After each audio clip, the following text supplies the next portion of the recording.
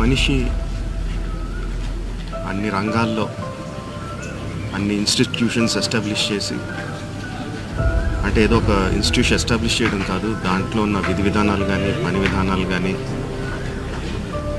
కొత్త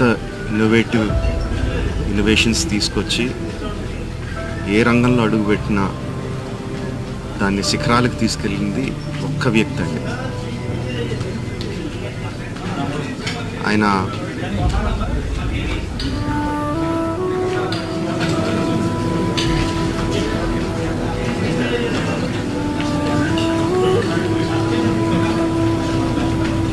ఎంతోమందికి మార్గదర్శకంగా నిలిచారు,